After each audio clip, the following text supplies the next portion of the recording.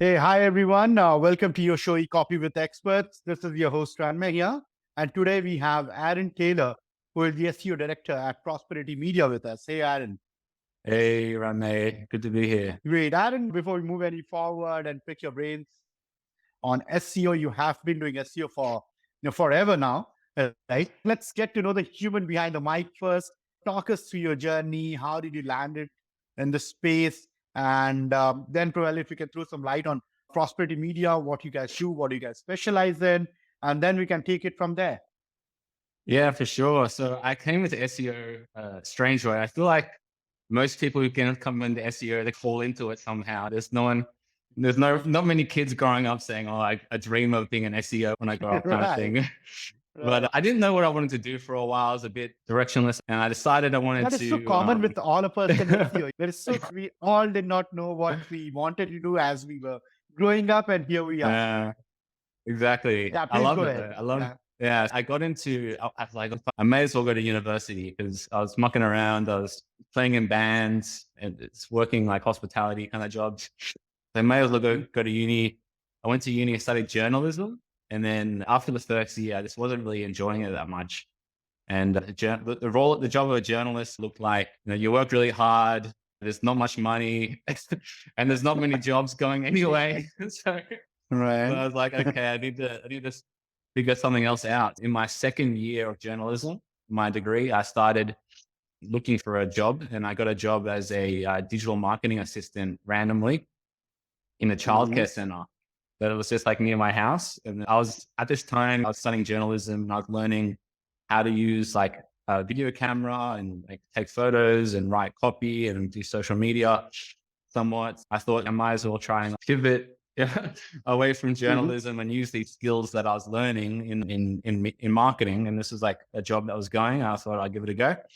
And when Mhm. I was working as an in-house digital marketing assistant there, we started getting put with the SEO agency. Mhm. And the kind of work they're delivering was this like terrible garbage. I was like, what is this? What are they doing? And I started really getting a bit curious. I thought they're taking us for a bit of a ride. Go on. And Tell us how and difficult were you as a client? Go on. I was probably a nightmare client to have because I was getting calls. I was like, I think you're going to get us penalized by Google. What are you doing? I remember the Mhm. guy on the call, he said to me something like, Google won't penalize us because we're a Google partner agency. I had no idea what that meant. Now I know this Mhm. means they're spending money on the ads. That's got nothing to do with getting penalized. But yeah, I got this kind of view that SEOs are just like Mhm. dodgy people, can't be trusted. And then it's quite ironic that now I'm a SEO director. So as part of And then this, the yeah, I'm on the other side, and I got curious and I started learning SEO for myself. Like outside of work, I was listening to podcasts, I was reading about it, I was doing all that kind of thing. And then when I graduated uni, I had 2 years experience in marketing. So I already had some work experience, and I applied to like heaps of jobs. And the only job that really got back to me was as a an SEO role. I went into this field just willy nilly, just keen to get started, and it took me a while to kind of get passionate about it. I'm definitely very passionate about SEO now. That's so I'm talking about at work and keen to very like keen in the SEO community in Sydney here. So it's been a good journey. lovely. Yeah, Yeah. quite a journey, I must say. And then you do a lot of public speaking, right? I mean, at industry conferences like the Sydney SEO conferences, which is a great way to establish credibility and thought leadership. So, what was your experience and speaking at these conferences? How do you prepare? How do you feel that it has helped in terms of not only your organizational growth, but also in terms of growing and getting more confident as a person and in establishing more network for your own self as well? Yeah, it's funny. So I actually did my first conference talk last year. So we just recently had the Sydney SEO conference 2024. So my first talk was the 2023. And Hmm. I was going through this part in my life where I was trying to get out of my comfort zones. I Okay. did some crazy things like skydiving and all that kind of stuff. And the opportunity came to speak And I had terrible experience public speaking when I was a kid in primary school. And I just Hmm. thought, I want to do something that's going to challenge me and get out of my comfort zone. So I did it really as a challenge for myself to face my fears. And yeah, it was great. It was actually really rewarding. I had no idea about how to give a good speech. And I went in there, I had 20 minutes last year, and I did 77 slides in 20 minutes. Oh gosh, So on average, it was like 20 seconds a slide. And that was fast. that was a rapid fire. Yeah. And so what I did, I built 3 templates. I basically was like showing everyone how to do the template and all the results I had from it. So I was trying to be super practical, but I didn't understand how to give a good speech, a good keynote speech. So after that experience, I got to my boss got us a public speaking coach. So maybe he probably saw me screwing around a bit and I thought I needed some help. So we got like a professional public speaker coach come and do training for the whole team. And she was great. She's like organized TEDx Sydney and that kind of stuff. And she told us like how to structure a speech properly, how to deliver it. And we prepared a small speech for her to give us some feedback on. And then in between that, I've had 3 more speeches. I've got like another 2 coming up this year. Yeah, slowly it's been a journey. I think it was just most people would want their first speech to be like a small kind of setting. Like my one was in front of 220 people at a paid conference. Okay. So it was a baptism of fire kind of thing. Yeah. So last, it was just March 1. It was like 300 people. So Yeah. yeah. And I think that was my best, most confident speech that I given. Like slowly I've just gotten more confident, more comfortable being on stage. Yeah. Great. Yeah. Great. Mm. That's lovely. That's an honest way of sharing your experience. How did it go? I see a lot of speakers talk about how did their first, experience on the stage took off. But yeah, thank you for being so honest there, because that is the learning experience that one kind of actually goes through. Brilliant. Yeah.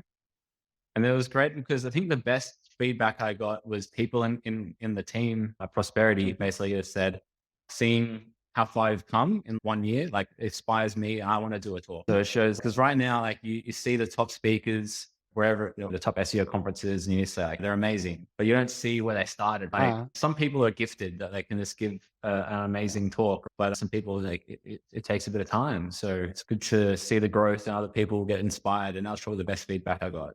Yeah. Lovely. Great. Yeah. And then you have been a SEO ambassador in the sense that you have emphasized SEO as a very important growth channel, right? Could you elaborate on how you quantify the growth potential of SEO compared to other marketing channels? Yeah, for sure. Actually, I put a few LinkedIn posts up last year and they went a bit viral actually, because I was a bit, what would you say? I was a bit, that they might have been a bit clickbaity and a bit controversial about Mhm. pay-per-click and the difference between SEO and paid search. So like I put one up, I think it got like 20 something shares, like 40,000 impressions. And I was talking about like the benefits of SEO and like investing in an asset that you own.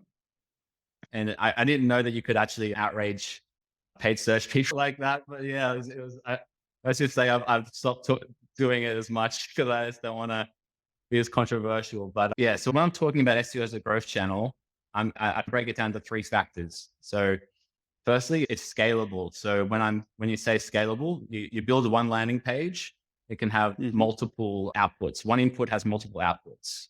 And as it's Right.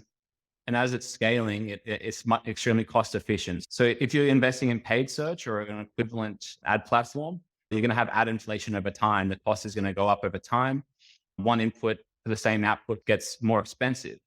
But say you build a particular content cluster, there's a fixed cost, a high fixed cost at the beginning. So the very first click you get for that cluster will be an expensive click. But then over time, as more and more users come and click on that page, the cost of that cluster It's you've going to go built down. Yeah. it gets more cost efficient over time rather than the other way. So there's that aspect. Then there's the aspect that you actually own the asset. When you're optimizing the website, you're owning the asset itself. You're not renting the traffic. So if we're making any changes to your website, we're improving the the tech side of it, we're building links to it, whatever we're doing, that is an asset that you own. And if you stop any work with your SEO provider, then you keep all of that work that's been done to date and you have that built in to the website. Essentially, we made these improvements and enhancements to it. Mhm. While if you're renting traffic or like you're paying for traffic, you stop paying for it, the traffic stops. And then we've had instances where we've done lots of work. I'm sure you have too, where you've done all this work for a client, they'll stop the traffic with the clusters that we've built and the content we've built and links we've built has brought them like leads for years after we've stopped the work. So Right. owning the channel is an important thing. Then you've got the other aspect that SEO can be amplified into other channels. So say Mhm. if we build a piece of content and it can be amplified across social, it can be amplified across email. Say we're making tech improvements to the website, we make it faster, all add vitals and things like that's going to improve your page speed, your page speed, which will get you more conversions. There's strong correlation Yeah. between page speed and conversions, going to improve your quality score on your Google Ads. All these things that we're building the foundations of your website are going to improve it in other channels. It's going to amplify it across everything, not just be isolation in SEO itself. And then fourthly, is people understate this is the sale value of the business. To say if you go to sell the business and it has a humming, thriving SEO channel, that's a much more competitive advantage that you have over your competitors than a thriving paid search channel. But a competitor can easily just outbid you to get those clicks, but a You're competitor right. can't overnight just take your SEO channel. If you've been established over years, you've done it the right way, that's a lot harder to get market share in than other channels. Right. So that's why I think SEO is an integral channel for any business. It's organic and long term. So if you put in efforts to get there, so you do not really disappear overnight, right? Your Yeah. competition cannot just come and take it over. So that is why we do a lot of links wherein you cannot really fight a battle on the SEO platform with someone who has got double the domain authority than what you have as a Mm. website. Then it is the long term game wherein you have to build your credibility and you have to send multiple signals to Google so that you have got some credibility coming into your site before you actually start ranking on SEO. And like PPC, you said, you can land up there if you have the budgets in place. And 100%. then yeah, and you can disappear as well if your competition decides to show up the financial muscles if they have. So Mm. yeah, I can completely Yeah. relate to Like that. paid search for a business that's getting established, paid search is a great channel. Yeah, You'll get some wins on the board straight away. You'll get revenue straight, absolutely. and that's what you need. But Yeah, if you're that's what you wanting need. And to, initially, you want your phones to be ringing, right? Mm. So and it gets you that. It gets you that. Ideally, when people talk about SEO versus PPC, it has to be a mixed blend. Even if you're doing, let's say, yeah, paid search to land up immediate business, then also you should be doing SEO in the background looking at long-term brand building exercise because you'll not be in a situation to spend funds through and through, even if you have grown as a brand, right? So once Mm. you have grown as a brand, SEO takes care of your phones ringing, leads coming in and everything. Then you lower down on your budget for paid search. And that kind of increases the bottom line at the end of the day. Yeah. Because the thing that I was saying mainly in those posts that got good Mhm. attraction was I That was just rage, saying that that rage that happened. the Yeah. rage, yeah, is that we have clients that are spending big money in paid search, right? And I'm sure you do as well. But then they're very hesitant to increase SEO budget or they want to drop it. And it's a fraction of their ad, a tiny fraction. And their organic revenue is good. But they just seem to be addicted to paid search. It's just the thing that I see in the market. But yeah, I Yeah. don't know. Yeah, patience has a lot to do when you are doing SEO. If you talk about how difficult, just wanted to ask you this question. In fact, how difficult or easy do you find to convince your clients to get those high quality guest posts or backlinks? Yeah, so I call myself a content-led SEO enthusiast. I would say if budget is limited, stick with content. We have great content writers. We have all our in-house writers. no Mhm. chat GPT. We all survived the March update, and I will always I'll do like some SEO work at the beginning, and then I'll say, look, Mhm. let's send them to the content team because they'll you can't rank without a page to rank for it. And I think that I was saying before we started, we mainly are dealing with like mid to enterprise clients. And a lot of these clients have established brand search. They've got established backlink profiles. And I Right. think that they're putting the budget towards content makes a lot of sense. But in many instances, then like we're dealing with some clients that are like maybe like a well-funded startup or something like that, and they don't have an established brand, but they do have a budget for links, we'll say, look, right now you're up against some big competitors. We need to start putting some money into your links. And we do that with like high quality guest posts. We've got a digital PR team as well. So if to get those top tier links, we had a campaign that went viral actually across Australian news outlets. It was on the radio, it was in the newspapers, all that Mhm. kind of stuff for one of our digital PR campaigns. I'd say I'm a big believer of like digital PR and content led SEO. But yeah, so we definitely, I will always push people towards content if budget is limited. But then if you're not a high authority in your space, you need links. Like we all know that Google, like as much as they want to not say it, like the Loves. links, it loves the link. Google is addicted to links as much as marketing managers are addicted to paid search. Absolutely. Absolutely. I'm glad you said it. I'm glad you said it. Yeah. And again, and you touched upon a very interesting point, Aaron, about Chat GPT. Where do you think are we heading with all this AI revolution, which has been happening for quite some time now? But Mm. where do you think are we heading? Not only with, with our industry at large, with SEO, but also with life. It has come to a point wherein we are using it beyond our professional lives. So where do you think are we heading with all this AI and machine learning revolution? Just in society or Overall, just overall. Let's first focus on SEO and digital marketing, and then yeah. probably overall at large.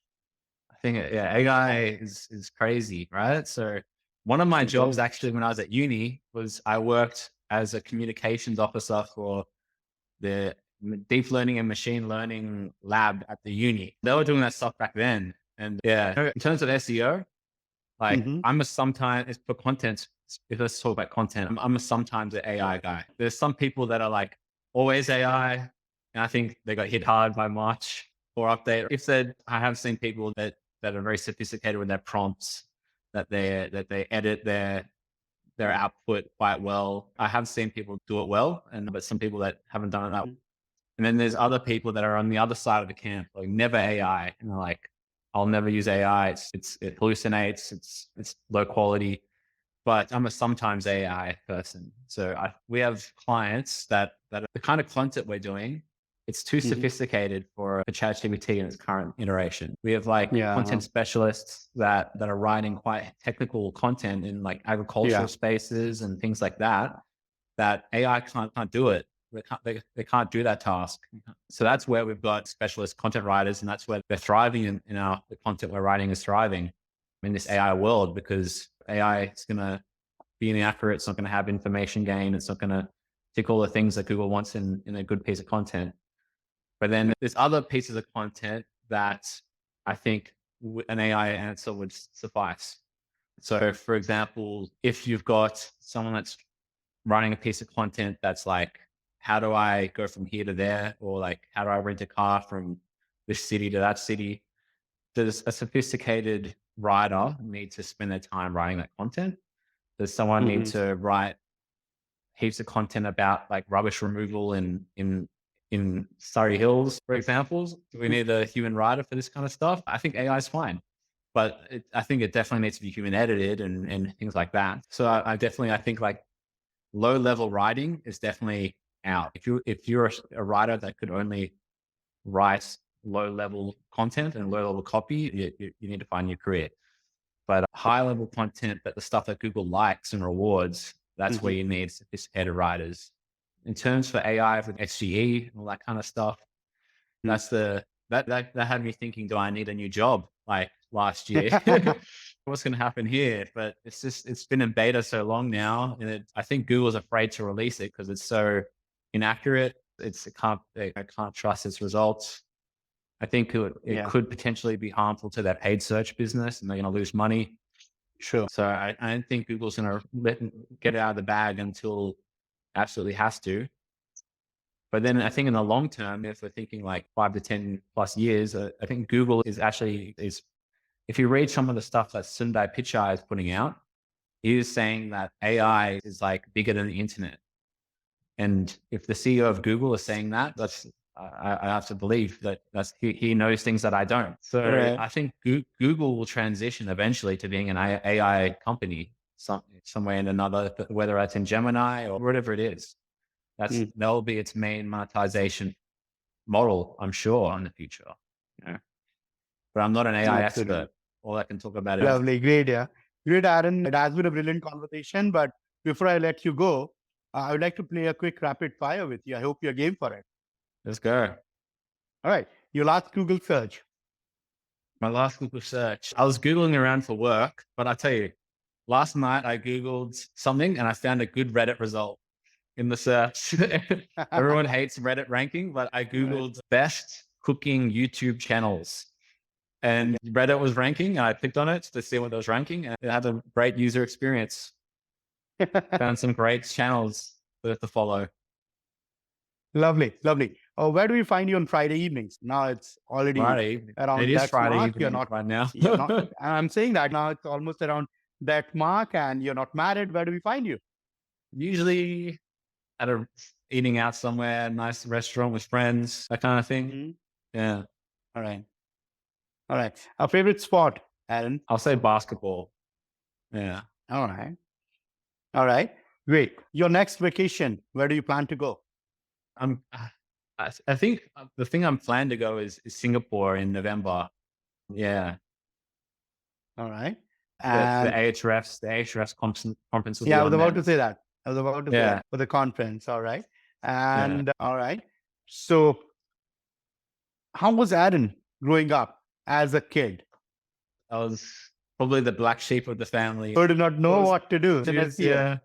Yeah, I think that's the thing that if SEOs are interesting characters and everyone's got an interesting story, and that's the Right. main thing. Absolutely. Great. I will not go any further, Aaron. Yeah, been a sport. So thank you so much for taking out time and doing this with us. Really appreciate it. And our audiences, where do they find you? How do they reach out to you? You can find me with Aaron Taylor SEO, one word, on X and LinkedIn. Yeah, those are the main places I post. But yeah. Brilliant. Thank you so much, Aaron. Thank you. Cheers. Have Cheers. a good day. Good Friday. Yeah.